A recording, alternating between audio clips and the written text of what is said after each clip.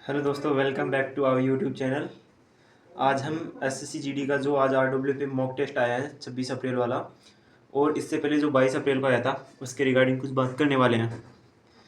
मैंने दोनों टेस्ट आज ही दिए हैं और मेरे आज वाले टेस्ट के अंदर 126 पॉइंट समथिंग मार्क्स आए हैं। मतलब कि मेरे 65 करेक्ट हुए थे और 15 रॉन्ग हुए थे आज वाले में, और इससे पिछले वाले में भी लगभग इतना ही मान लो। पिछले संडे वाले में तो मेरे 146 थे, बट आज इतना स्कोर डाउन कैसे, मैं इसके बारे में बात करने वाला हूँ। आज मेरा स्कोर रीजनिंग, मैथ और हिंदी में तो ठीक था, बट जीके और जीएस के अंदर आज मैं बुरी तरीके से फ्लॉप हो चुका हूँ। उसमें मेरे सिर्फ 8 क्वेश्चन सही हुए हैं और 12 क्वेश्चन रॉन्ग हुए हैं, जिसकी वजह से पूरा कॉन्फिडेंस डाउन हो गया है और अब मन नहीं कर रहा है ये मॉक टेस्ट लगाएं, पता नहीं क्यों। लेकिन मॉक टेस्ट मैं छोड़ नहीं सकता, क्योंकि उसकी वजह से हमारी स्पीड में फिर थोड़ा फ़र्क पड़ सकता है। क्योंकि मॉक टेस्ट लगातार देने से एसएससी जीडी में जो पेपर हमको 80 क्वेश्चन 60 मिनट में करने होते हैं उसमें बहुत हेल्प मिलती है, स्पीड अच्छे से मेंटेन कर पाते हैं। इसलिए मॉक टेस्ट रेगुलर देना होगा। और जो जीएस के अंदर मेरा आज स्कोर नहीं हुआ है, तो जिन टॉपिक्स में मैं वीक हूँ उन टॉपिक्स पे अब मुझे काम करना होगा। मैंने स्टैटिक जीके मतलब कि बहुत दिन पहले कंप्लीट किया था सिलेबस, और अब लगभग चीज़ें मैं धीरे धीरे भूलने लगा हूँ, तब उसको रिवीजन करने का टाइम आ गया है।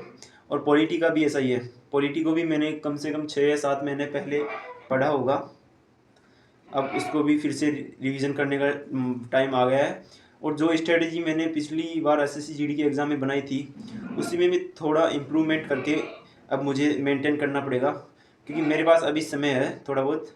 मेरी एग्ज़ाम 25 मई को है, तो अभी मेरे पास अच्छा समय है, तो उसमें थोड़ी और कुछ इम्प्रूव करके स्टडी को।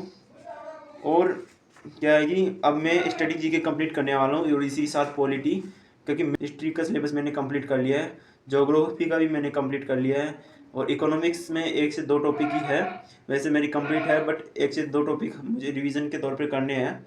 और बस मेन फोकस मेरा स्टैटिक जीके और पॉलिटी पे होगा। तो अब इनके अंदर इम्पोर्टेंट टॉपिक्स की बात करें तो जैसे फोल्क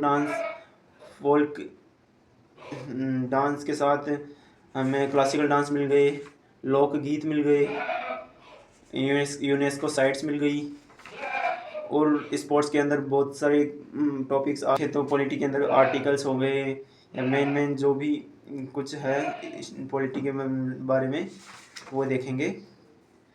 और देखें जाए पॉलिटी स्टैटिक जीके के अंदर इंपॉर्टेंट टॉपिक्स की बात करें तो एक तो folk dance, classical dance, and sports के अंदर आ गया लोकगीत हो गए, एंड जो वाद्य यंत्र एवं वादक है ना, वो थोड़े ज़्यादा इंपॉर्टेंट है, क्योंकि एडीपीटी इस बार उन्हीं को पूछ रहा है।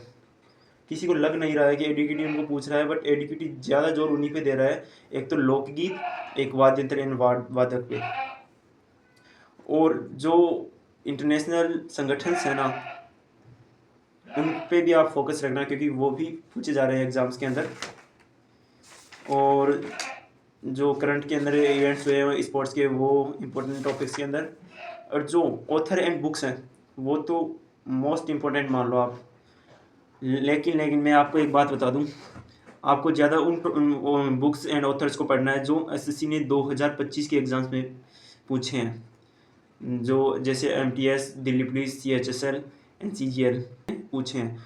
क्योंकि मैंने है ना सीएचएसएल के आंसर की करके मैं दिल्ली पुलिस के एग्ज़ाम देने गया था, और जो क्वेश्चन सीएचएसएल में आया था ना ऑथर एंड बुक्स का, वही क्वेश्चन मेरे दिल्ली पुलिस में भी आया था, सेम एग्जैक्ट क्वेश्चन आया था। इसलिए मैं बोल रहा हूँ कि आंसर की को एक बार कंप्लीट करके जाओ, मतलब कि थोड़ा प्रॉफिट ज़रूर होगा। और अब हम आपको कल मिलेंगे एसएससी जीडी की फर्स्ट शिफ्ट के एनालिसिस के साथ, 27 अप्रैल 2026 की फर्स्ट शिफ्ट के एनालिसिस के साथ, जिसके अंदर हम आपको जीएस के पूरे 20 के 20 क्वेश्चन का एनालाइज कराएंगे जो एग्ज़ाम में पूछे गए हैं।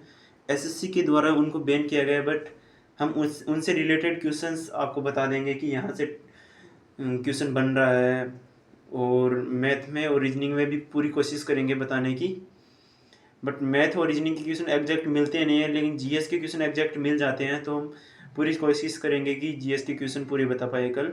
तो चलिए कल मिलते हैं एनालिसिस के साथ। Thank you.